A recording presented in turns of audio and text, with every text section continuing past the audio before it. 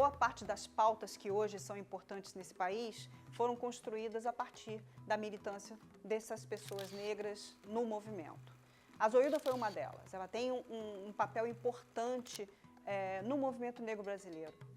Eu acho que isso é algo que a gente ainda não marcou com força dentro da história do pensamento social brasileiro, qual a importância e o lugar da Zoilda nisso.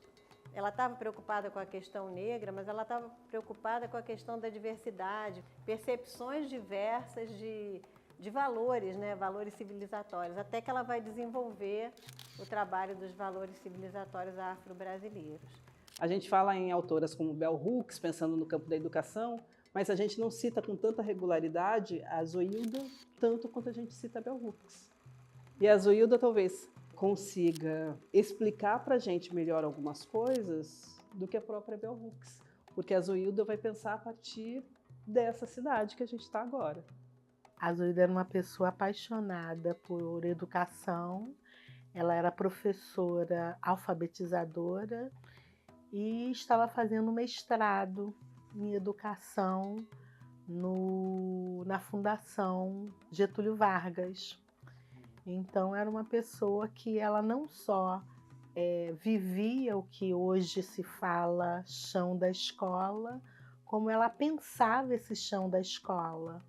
Criou essa metodologia pedagógica revolucionária, né, para olhar e cuidar a educação com um olhar e uma perspectiva completamente nova. O grande legado, um dos maiores legados que ela deixa para a educação brasileira, que é a metodologia que ela criou dos valores afro-civilizatórios ou valores civilizatórios afro-brasileiros. Ela sempre motivou, vamos escrever, tem que escrever, né? Essa escrita das mulheres negras, a voz das mulheres negras.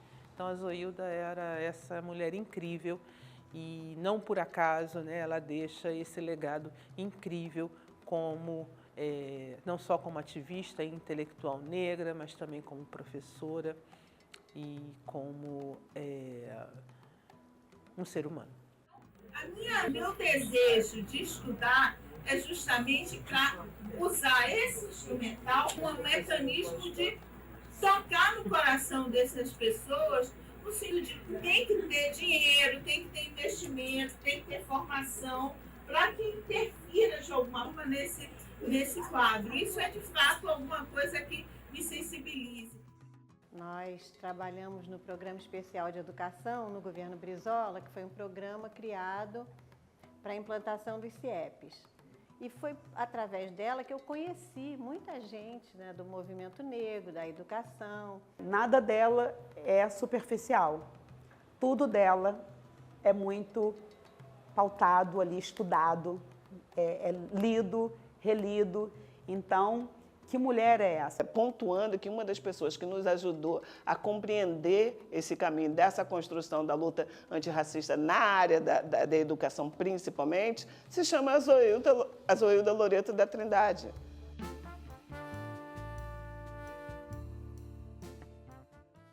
Ela foi uma grande educadora, uma batalhadora, que ela desejava o bem de todo mundo, sem distinção de religião, de cor, nem de economicamente, fisicamente, espiritualmente.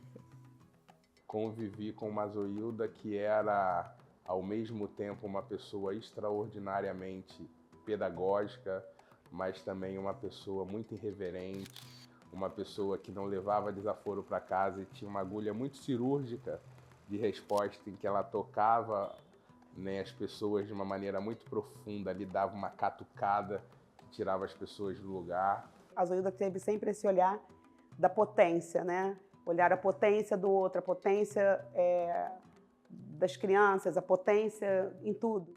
E aí agora eu quero trabalhar com jovens. O que é que essa galera está pensando? O que é que eles têm a dizer a gente para ensinar nós educadores, nos ensinar a melhorar a prática? A questão do afeto, ela sempre reforçava muito essa questão do afeto, de afetar e ser afetado como um dos valores.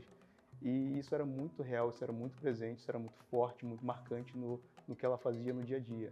E ela dizia que afeto para ela não é essa coisa romântica, não.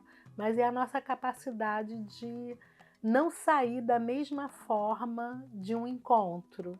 Inteligente e divertida que a Zo era, e implicante. Nossa, nunca vi uma pessoa tão implicante na minha vida.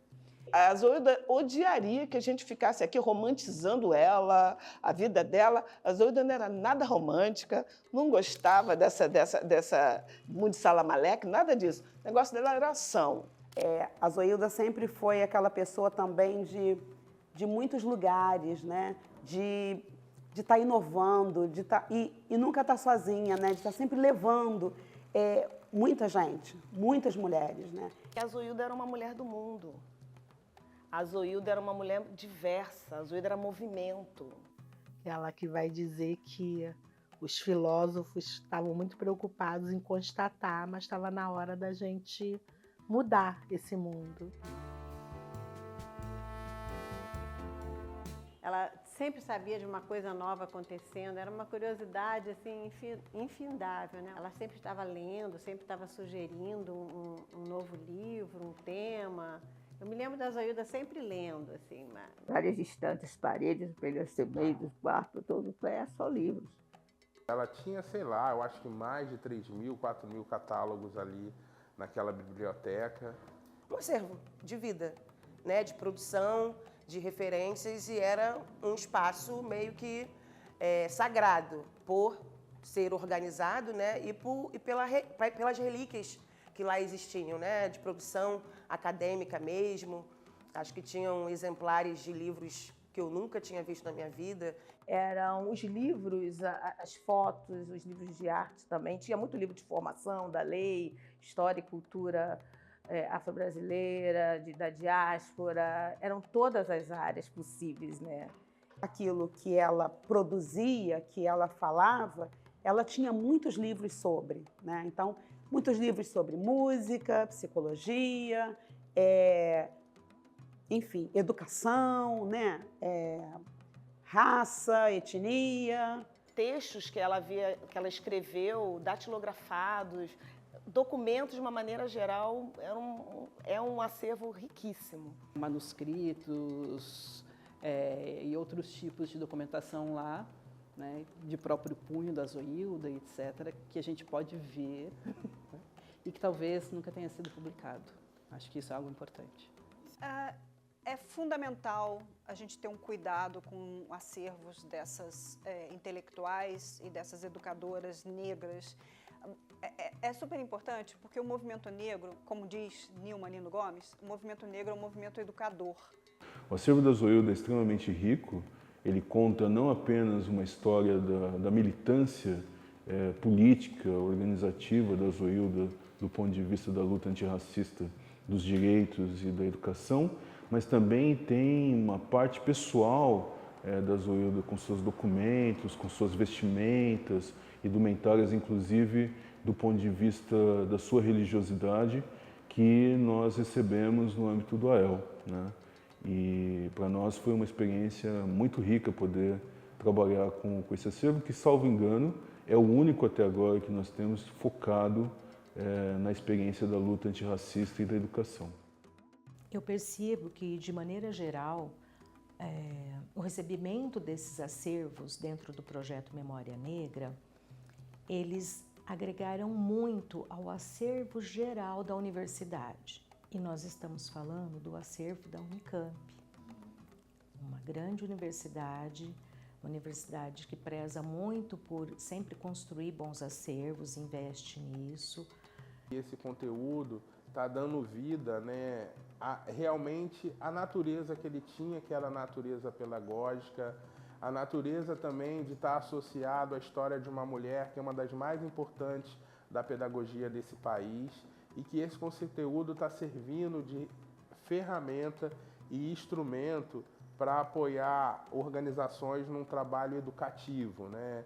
Sei que parte desse conteúdo foi para uma biblioteca numa escola da Maré, sei que parte desse conteúdo foi para um pré-vestibular comunitário de Campo Grande, que foi um dos pré-vestibulares que eu acompanhei também nesse momento inicial. E fico muito feliz de saber que esse conteúdo está sendo associado a uma referência também acadêmica Os acervos, eles conseguem mostrar para a gente, de um modo muito mais nítido, como se dá a organização do pensamento. Isso é muito legal. Como se dá a organização do pensamento desses intelectuais. Então, a gente pode reconstruir através do arquivo, através do acervo da Zoilda, a gente pode reconstruir, né, os passos que ela deu para se tornar quem ela era. Na hora que você vê o acervo da Zoilda, você consegue entender um pouco que mulher era a Zoilda. Nós temos uma autoria, nós temos uma cultura, nós precisamos dar visibilidade e autoria a essa cultura. Ela estava muito feliz do trabalho dela, que ela estava fazendo o que ela gostava e fazendo com amor, fazia com amor. Então, essa abordagem da educação com o recorte étnico-racial é o que vai salvar a educação desse país. E eu acho até que é o que vai salvar o desenvolvimento desse país. Esses valores que estão presentes na obra da Zo sejam cada vez mais difundidos, porque é um olhar para a educação, um olhar generoso para a educação, uma educação que seja arrebatadora, é uma educação que seja empática, acolhedora, que valorize as diferenças, que inaugure um novo, um encontro, sabe? Um encontro de possibilidades. Essa é a educação da Zo, essa é a educação que ela acreditava. O mundo. Um homem da aldeia de Nequá, no litoral da Colômbia, conseguiu subir aos céus. Quando voltou, contou. Disse que tinha contemplado lá do alto a vida humana. E disse que somos um mar de fogueirinhas. O mundo é isso, revelou. Um montão de gente, um mar de fogueirinhas. Cada pessoa brilha com luz própria entre todas as outras. Não existem duas fogueiras iguais. Existem fogueiras grandes e fogueiras pequenas e fogueiras de todas as cores. Existe gente de fogo sereno, que nem percebe o vento, e gente de fogo louco, que enche o ar de chispas. Alguns fogos bobos, não alumiam nem queimam, mas outros incendeiam a vida com tamanha vontade que é impossível olhar para eles sem pestanejar. E quem chega perto, pega fogo. Isso foi a Zoilda Loreto da Trindade, que amava esse poema. Ela foi fogo, foi um fogaréu e que incendeou muita gente e alumiou também, alumiou caminhos antirracistas, mais do que antirracistas, caminhos humanos, e porque humanos, potentes.